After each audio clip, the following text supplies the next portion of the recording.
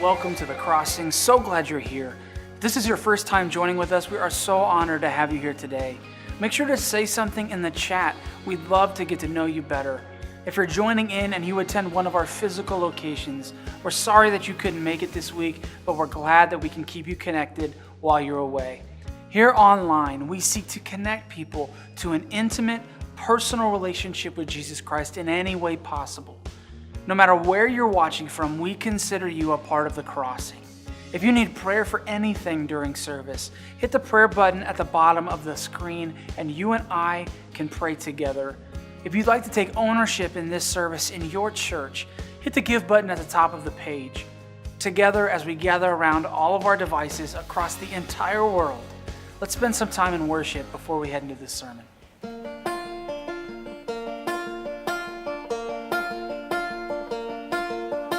You are my shepherd guiding me. You give me everything I need. Oh, I know that you love me. You lay me down in pastures green.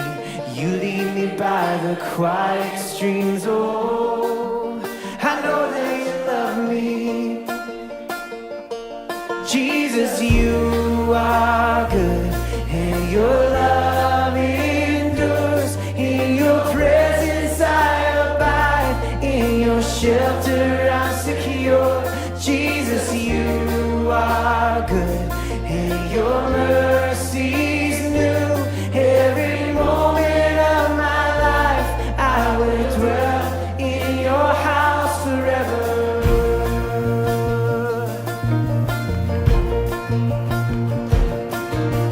Though I may walk in valleys deep, I stand in the midst of enemies. Oh, I know that you're with me. There is no evil I would fear. You are my God, you're always near. Oh, I know that you're with me. 'Cause Jesus, you are good, and your love endures. In your presence I abide. In your shelter I'm secure. Jesus, you are good, and your mercy's new. Every moment of my life I will dwell in your house forever. Oh, in your house forever. Oh, you restore my soul. My cup overflows. You restore my soul. Hallelujah.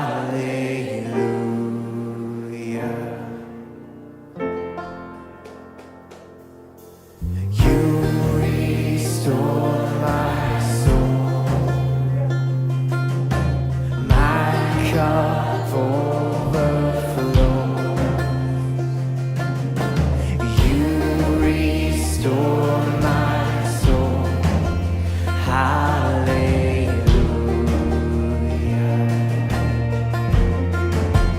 Oh, you restore my soul.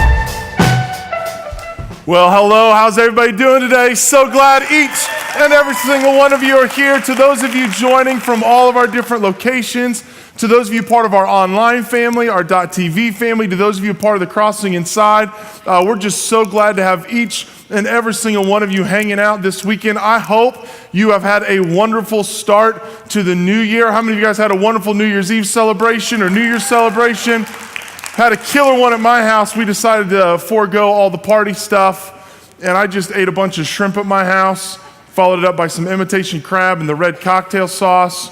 I got a little sick in the stomach. Lord healed me, and I went back for seconds. I'm an overcomer, so I start off this year winning, but I hope things are going well for each and every single one of you. To those of you who are here for the very first time, we are so glad that you're here. And our hope is that God will use the time we have together today to begin to do a work in your life, and I believe that it could be absolutely incredible. Well, we are at the time of year where we make big choices. We call them resolutions. Real quick, at all of our locations, how many of you have been making some big choices, some big resolutions? This is unreal. I preached literally almost the same intro last year. At all of our other locations, 48th Street, not an ambitious crew. Not a lot of goals, not a lot of resolutions. It's okay, I still love you. I'm just saying this is an area where we fall short, and we didn't grow last year, so we'll have to figure that one out. The reason why this is so important is because the choices that we make end up shaping the life we live. You are here right now because a series of choices that have led you to this moment. The person you're sitting next to is either the result of some good choices or some other choices, right? So you're here, and we have to learn how to make the right choices so we can live the life that God wants us to. And at the very beginning of the year, we're going to be looking at 4 really important choices that we get the opportunity to make. And what I'm hoping is that inside of these choices, we will make the godly choice. We're going to talk about purpose over popularity. Which one of those are you going to choose? We're going to talk about surrender over control. We're going to talk about how we have the choice to do discipline over regret. And then we're going to talk about the important over the urgent. And I think each of these choices that God gives us could have a drastic effect, not just on your year, but on the life that you live in Christ. Today, we're going to talk specifically about purpose and popularity. Now, just real quick with me at all of our locations, I just want you to imagine with me. If you want to, feel free to close your eyes. Imagine what it would feel like if absolutely everybody liked you, loved you, and approved of everything you did. I need a little bit more time than everybody else because this is really enjoyable. Yeah, isn't that utopia pretty nice? I don't know if you're like me, but I just got back from hanging out with people at Thanksgiving and Christmas and New Year's Eve. And if your table's a lot like my table, there were people at that table that maybe don't always approve of everything you do or like everything that you do. And we have to make a choice. And even though we know that we will never make everybody happy, it doesn't keep us from trying, does it? Boy, we will just keep running after that relentlessly, trying to get more people to like us, more people to love us, and more people to approve of us. I remember this in a profound way when I was I'm assuming I've been thinking this over through the weekend, probably about my freshman year of high school. For those of you who don't know me, I have zero fashion sense. I'm like fashion blind. Like I will tuck a t-shirt into sweatpants and go to the store and think I look great, okay? And there are people in my life that try and help me out. And I remember the first time I saw somebody wearing, I hope this is still like a big brand, but Abercrombie & Fitch. Like I remember when they started, that was big. And all the people that I thought were super cool were rocking that like it was the thing. And so I decided, well, that's obviously what I need to do. So I went to the mall back when people did that, and they had a storefront, and if you've ever been to an Abercrombie & Fitch store, when I walk in, they were expecting me to like deliver goods. They weren't expecting me to shop there because their stuff is made for different people than me. And so I am like frantically going through this store trying to find the thing, and I ended up finding a an orange sweater. I think I took pictures in it. I kept it for a long time. But I found this sweater that I could put in. Like most of the shirts I was trying to put on ended up being like a sports bra with sleeves. Like it just was not, it was not beneficial. So I got this orange sweater and I put it on and it's actually a lot like this shirt. I had a sweater that was a long sleeve sweater that stopped here. And I bought it. I spent like $120 of my Christmas money. And so I walked out with this orange Abercrombie. But the problem was I got none of the wins out of this because it was just on a little blue tag right there that said AF. So unless you like tripped and fell at my hip, you'd have no clue that I was wearing the right kind of clothes. Now, I desperately wanted to wear that because I wanted to fit in with the people who were, operating in that world. Now, after I told this story on Thursday night, the 929 campus stopped paying attention to the rest of the sermon because some people from their campus went ahead and posted this picture. How good is that? That is the best post-sermon encouragement I've ever received. That's a good man right there. But the crazy part is they didn't stop there because then the Hannibal campus decided to throw a little bit at our friend Randy Drish and went with the brawny man. But here is my favorite one. I'm telling you, this makes my heart so happy. Somebody went through the trouble. God bless you for doing so. Check out our senior pastor. Heidi-ho, neighbor. How good is that? That's so good. Man, you just needed that. That's just to make you smile for driving through the rain, okay? But we desperately want people to like us and approve of us. And then enter in social media, where we pay close attention to what people think about us and how they respond to us. Statistics show that 30 to 40% of our normal conversations are self-focused, but when it gets to social media, 80% of what we post is all about us and getting people to like us and what we do. Following likes and follows, looking for hearts, stimulates the part of our brain that releases dopamine, the same chemical that induces pleasure, and it also creates a 13% rise in oxytocin, which is the hormone that prepares the body for reproduction. So social media is interesting. And without going into any more details, listen to me, it can be addictive, and we can become fueled by a desire for people to love and approve of us, even though you can never get enough in that moment to last beyond that moment. You see, popularity is like chasing something that you can never catch, and it never brings about the fulfillment that only God can bring. Now I want you to imagine being so consumed with your God-given purpose that it doesn't matter what other people think. So focused on God and His will and His plan for your life that you just aren't as concerned anymore with how other people perceive you and think about you. You see, these two concepts are at war with one another, seeking the approval of God and seeking the approval of man. Here's what I want to do. For those of you who are at all of our locations that you're kind of social media savvy, you have a Facebook account, a Twitter account, maybe you're a Snapchatter and the like, or Instagram, I'm going to encourage you, go ahead and pull your phone out at all of our locations. I'm going to give you an opportunity to post 3 sentences onto your social media that I believe would not only be beneficial for you to kind of wrestle through, but it would also be a great way for you to bless and influence the people that follow you and pay attention to what's going on in your world. And I'm going to walk you through each of these. You don't have to give them right away, but I want you to see if you agree with this statement. Living for the approval of people actually keeps you from the purposes of God. Let me run that one again.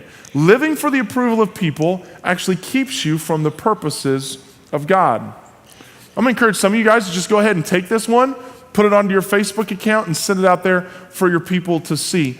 Think about it this way. Those of you who are parents, you love your kids, you see your kids growing up in a relationship with the Lord, then maybe they go off to college and they start to fall in love with somebody else. And all of a sudden, their approval for that person actually gets in the way of them following the purposes of God. Some of you, you've been in that turmoil. You felt that pain. Or there's that time, like right now, I'm taking my son Zane to school every day, and he doesn't care what anybody else thinks. He always lets me give him a hug, and then he says I can sneak a kiss. I know that there's going to come a moment in time where kissing your dad before school is going to lose its cool factor. right? There's going to come a time where the approval of other people is going to matter more than my approval as his father. Think about what God goes through when he's looking at you. Going, man, I wish when I mattered more than everybody else in your life. Check out this next one I'm going to encourage you guys to put out on social media. The fastest way to forget what God thinks about us is to be consumed with what others think about us. The fastest way to forget, here's the easiest way for me to explain this. In a church our size, especially in as many locations as we are, I know that there are people listening to me right now that you didn't necessarily win the lottery when it came to who your father was. And maybe as you've been going through life, you've been carrying a daddy wound. And here's one of the things that you wrestle with.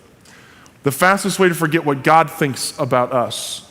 You have a hard time remembering what God thinks about you when he calls you his son and his daughter, when he talks about you being fearfully and wonderfully made, when he says he's proud of you and that you're capable of things. You forget what God thinks about you because you're still trying to get the bad dad to like you and approve of you. It happens. I see it happen all the time. How about this last one? While there is value to being liked by people, there is so much greater value in knowing you are loved by and being used by God. While there is value to being liked by people, there is value. I don't want to create a bunch of mean people that nobody likes. I want you to have influence. Win friends, influence people. That's all okay. But there is greater value in knowing you are loved by and being used by God. And what we have to do is figure out, how do we do that? And there's a great way for us to look at this when we're going to consider purpose over personal popularity. And it's in Nehemiah. Now, Nehemiah is a story that is found in the Old Testament, and it's a great place for us to learn what it actually looks like when we're talking about purpose over popularity. And you might want to go, but why would I choose purpose over popularity? Because the natural default, I'm not having to convince you to choose popularity. We're choosing popularity all the time. I want to actually encourage you to look at choosing purpose over popularity. The first reason why I would encourage you to do it is purpose diminishes your distractions. Nehemiah chapter 1, check out these words. The words of Nehemiah, son of Hakaliah, in the month of Kislev in the 20th year, while I was in the citadel of Susa. Hanani, one of my brothers, came from Judah with some other men, and I questioned them about the Jewish remnant that survived the exile and also about Jerusalem. Hold it right here. So imagine you are Nehemiah. He's been living in exile. So imagine a bunch of people came here to the States, captured a whole bunch of us, and took us out of Washington, D.C., our capital, and were holding us in a foreign country. And they had gone through and they had beaten down and demolished all of the monuments and memorials that are in Washington, D.C. Now, here is Nehemiah. He's been taken to whichever country you want to make it. And he is actually an exile, but he's getting to live with the king. He's in the palace. He's surrounded by comfort. He's being allowed to worship as he pleases. His life is super comfortable, but it is keeping him from God's purpose. Now let's go on. They said to me, those who survived the exile, so they didn't take everybody, they left some people behind, are back in the province. They're back in D.C., and they're in great trouble and disgrace. Imagine going through the ruins of what was once one of our cities that we are proud of. The wall of Jerusalem is broken down, and its gates have been burned with fire. When I heard these things, I sat down and wept. For some days I mourned and fasted and prayed before the God of heaven.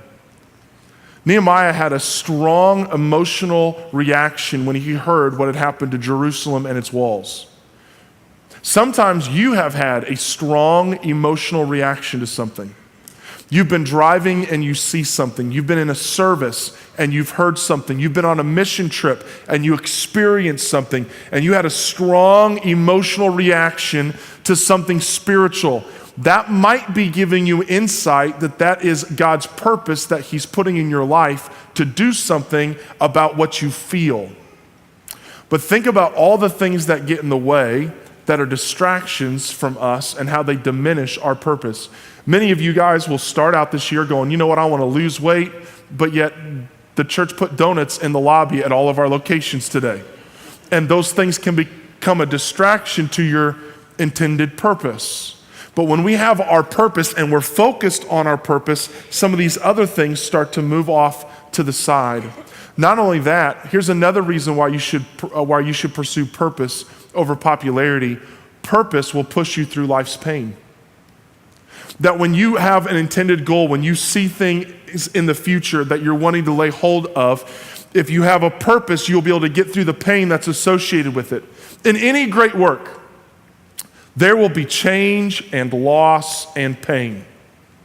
You've heard us say this here at the Crossing, that we believe that God's way is the best way. And I believe this with my whole heart. The very best thing that anybody could do with their whole life is pursue a relationship with God and just run the play that He has laid out for us. But don't confuse me. I'm not saying that a relationship with Jesus Christ is the easiest life. I'm not saying it's a pain-free life. I'm just saying it's the best one.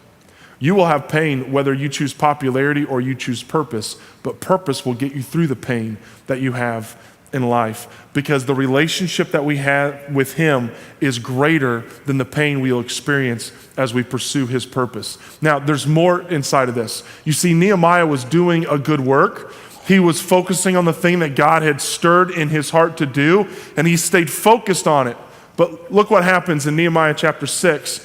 When the word came to Sanballat, Tobiah, Geshem the Arab, and the rest of our enemies that I had rebuilt the wall and not a gap was left in it, though up to that time I had not set the doors in the gates.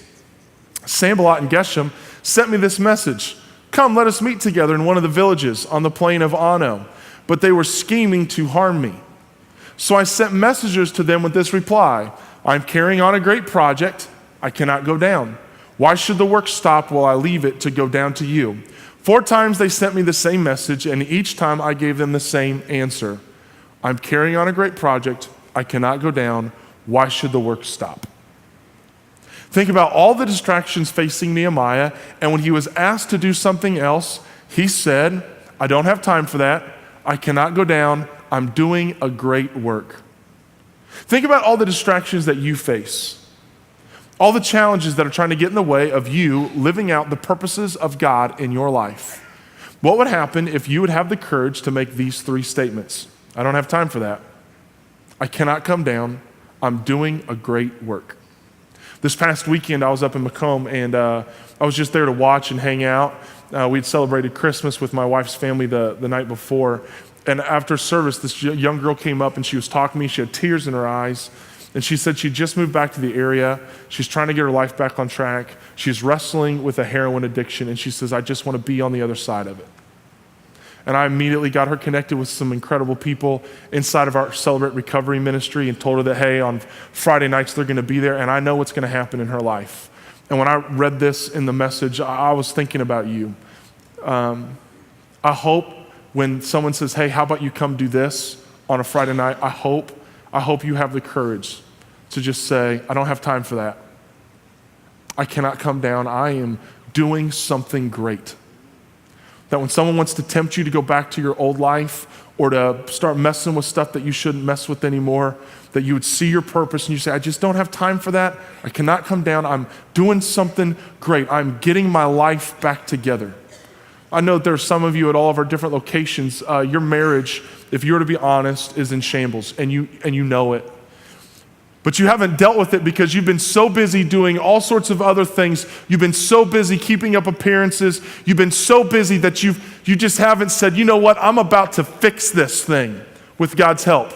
And that you'd make a commitment that we're going to get the help we need. We're going to create the time that we need. And you would be zealous for your marriage. And you'd be able to say, when a distraction comes, I don't have time for that. I can't come down. I'm doing something great. I'm going to win my wife's heart back. I'm going to figure out a way to communicate with my husband. I don't have time for this. I'm doing something great. I can't come down.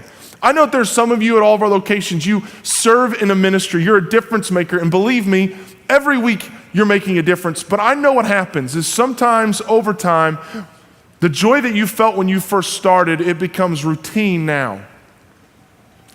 But you need to know that every single week there are new people that are coming into this place that are looking for help, that are looking for hope, that are having an opportunity to start an intimate personal relationship with Jesus Christ. And there's gonna come a moment where you're gonna get a distraction. Someone's gonna call you away from what God already called you to.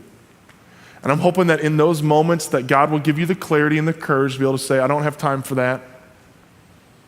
I'm not coming down. I am doing a great work. And believe me, every single week that you serve, you are doing a great work as you're building up the people around you and equipping them to be able to hear the message of God and respond to it. But not only that, purpose reproduces purpose. You see, Nehemiah started out by himself saying, I'm going to rebuild this wall. I'm going to put this place back together. But as he went about his purpose, other people found their purpose. And they started joining him on the wall. And they started working alongside of him to his right and to his left. Nehemiah was a leader, and when he found his purpose, he led other people to find their purpose. And every single one of you at all of our locations, you need to know that you have influence in somebody's life. And if you have influence in somebody's life, you're a leader. And as a leader, you need to hear me when I say this. There are people that will not find their purpose until you find yours. There are people waiting in the balance to take their next step, to grow in their relationship with God, to step out and take big risks for faith and for God. And you know what they're waiting on? They're waiting on you, their leader, to find your purpose. That when you start to put your hands to building the wall that God put in front of you, one of these days you'll look to your right and you'll look to your left and you'll realize that God has brought other people along to join you in what he's called you to do. I want you to discover your purpose, not just for you. I want you to discover your purpose because there are other people waiting on you to discover yours so they can discover theirs.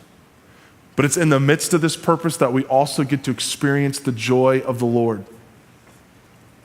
You see, at the end, when they had finally put their hands to this great work and they had finished the temple, they had put the doors inside, or the gates inside the door frames, they rallied all the people that were around. They invited them from near and far off, and the priests came and they consecrated themselves, and then they consecrated the walls and the gates. They had a huge celebration because people find their joy when they are doing the work of God and they are living out his purpose.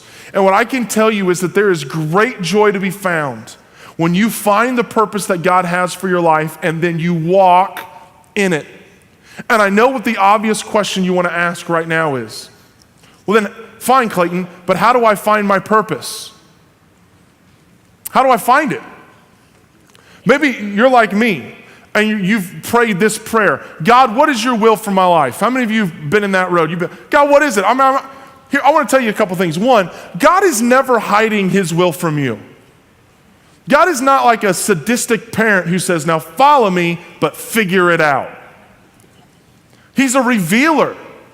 He wants to be with you. He's always close to you. But the way that God answers that prayer is not the way we expect it. What we want is for him to write on the wall of our house, which I'm telling you, the wife will make you repaint the whole kitchen if he does that. There's a better way. Look at what he does. He invites you into relationship with him. And he says, look at where I'm working and then join me. Find the place where you see the hand of God moving, where you see lives changing, where you see hope being experienced. When you see that, you know that that's God. And then what he does is he invites you to join him in that work. And he has both general things and specific things about his will that he will reveal to you inside the context of that relationship. And you might be going, but why does God do it that way? It's because God cares more about who you are than what you do. And who we are is defined by our relationship to him. And our purpose flows out of that relationship. It all begins with an intimate, personal relationship with Jesus Christ. And I know that there are some of you here at 48th Street and some of you joining us at all of our other locations that you have never started an intimate personal relationship with Jesus Christ. And I want to tell you that the first step to you experiencing your purpose in Christ will be to pursue that intimate personal relationship. And I also want you to know that you can take that step today at every single one of our locations. And I'm hoping and I'm believing that some of you will. For the rest of you in here, you've already started your relationship with Jesus Christ. But if you're to be honest, you've been choosing popularity over purpose. But we know as Christians that Jesus is our supreme example in every area. I just want you to think back to Jesus' life. He is feeding the 5,000. Many more are there. And then he preaches a hard sermon and people peel out. Because Jesus cared more about the purpose that God set him on than popularity. The people loved everything that Jesus did. And so pretty soon, you know what they did? They started to say, you know what, let's just make him our king, our earthly king. Imagine Jesus being born in a stable, being poor his whole life while he was here on earth, and people are offering him a palace. They would die on his behalf to go and overthrow the kingdom that had occupied him. They were ready to make him their king. And Jesus said, I don't have time for that. I can't come down. I'm doing a great work. Jesus is down in the Garden of Gethsemane. And man, the task in front of him is full of pain.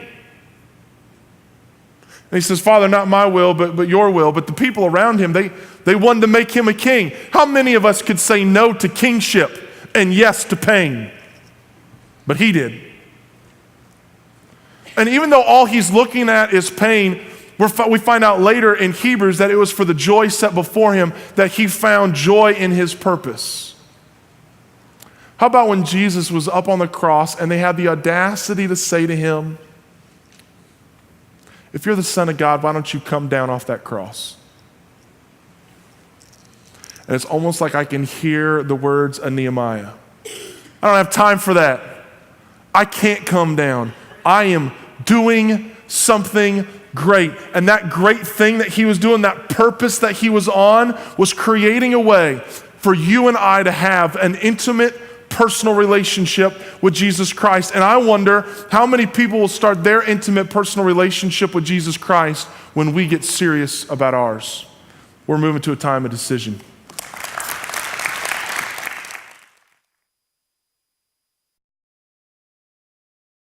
When we talk about purpose, it's actually something really close to my heart. One of my biggest struggles in my early relationship with Christ was not knowing what to do. Going to church all my life, I saw people all around me so passionate about what they were doing. They were so convicted about reaching people in their specific area and using what I perceived as God's purpose so well that it made me jealous. I got angry with God. Why didn't he show me my purpose like he showed them? Was it something that I did, or did he just not want me? I'm sure many of you have felt the same way.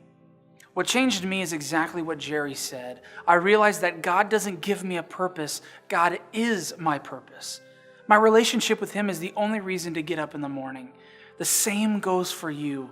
If you're listening right now and you want to know the purpose in your life, the answer is Jesus. It's an intimate, personal relationship with him, and you can start that relationship right now. Don't let the fact that there's a screen between us change what God is doing in your heart right now. Don't let the world with its constant desire for popularity affect your decision to follow Jesus right now. Seek him out and you will find him. When you start that relationship with Christ, when you see where God is moving and then you go and you join him, I'll give you a word of caution. You are jumping into a hurricane. He's going to push you. He's going to pull you, throw your whole life out of whack, and it's the most incredible journey that you will ever go through. The world will tell you that it's not worth it, that it's just easier to go through life without it. But what's in the eye of the storm is the most precious treasure of all that we will always strive toward. It's Jesus. Just like Paul, we are all running the race towards Jesus. My question for you today is, are you going to put your feet on the line and start running with us? Let's go to him right now.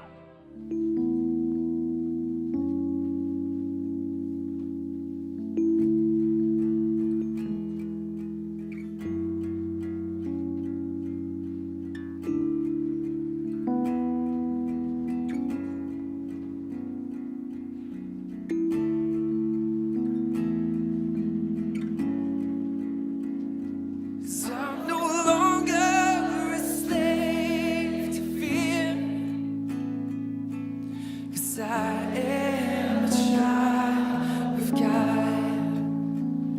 'Cause I'm no longer a slave to fear.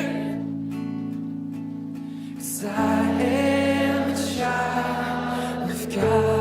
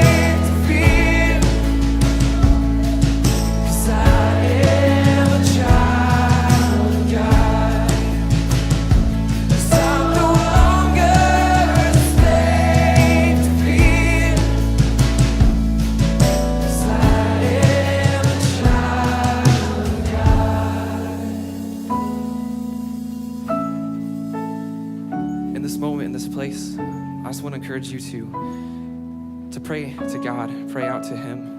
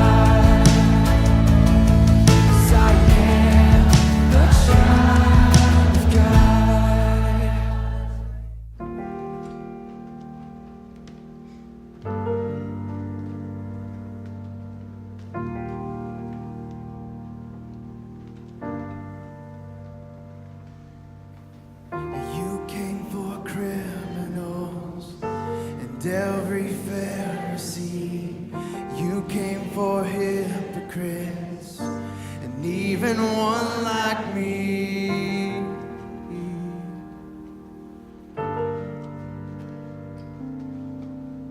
You carried sin and shame, the guilt of every man, the weight of all I've done, nailed into your hand.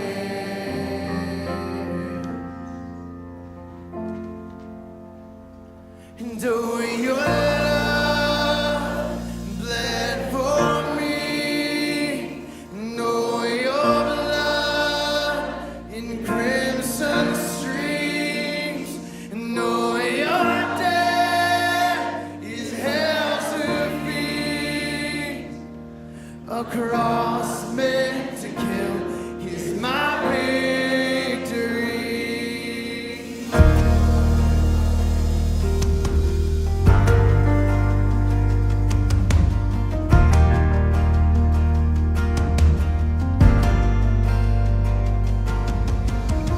Oh, your amazing grace, I've seen and tasted it. It's running through my veins. I can't escape its grip. In you, my soul is safe. You cover everything. And oh, your love bled for me. And oh, your blood in crimson streams. And oh, your death is hell's defeat.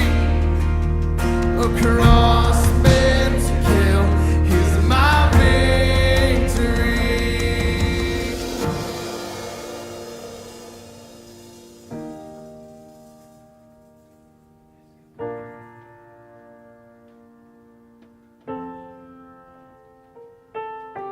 Behold the Lamb of God who takes away our sin, who takes away our sin. The Holy Lamb of God makes us alive again, makes us alive again. Behold the Lamb of God who takes away our sin, who takes away our sin. The Holy Lamb of God makes us alive again, makes us alive again.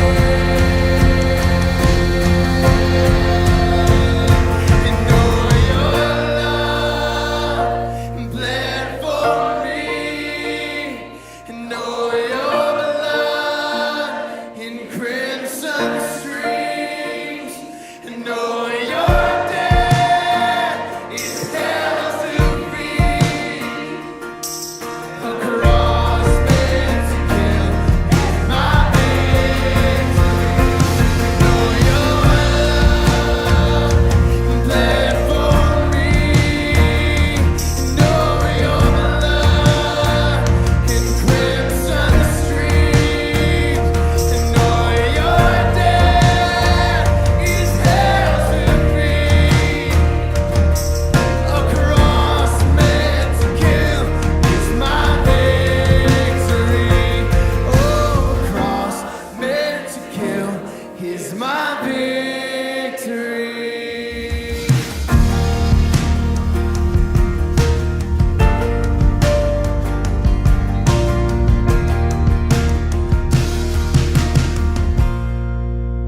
The desire for popularity put Jesus on the cross. The people who wanted him to die were the people too upset with Jesus shaking up the way the world works. It's because of that sacrifice that Jesus made, because he chose purpose over popularity, that you and I have an opportunity with a relationship for him. We remember that decision and his sacrifice every single week by taking communion. Together as one church, let's spend some time in prayer with God right now.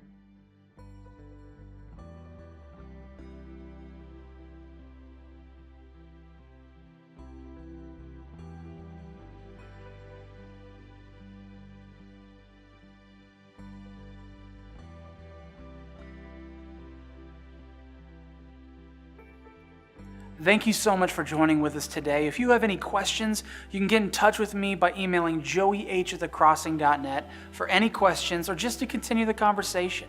Also, make sure to hit the give button at the top of the screen, or you can text The Crossing Online to 77977 to give right from your phone. Thanks for coming, and I'll see you next week.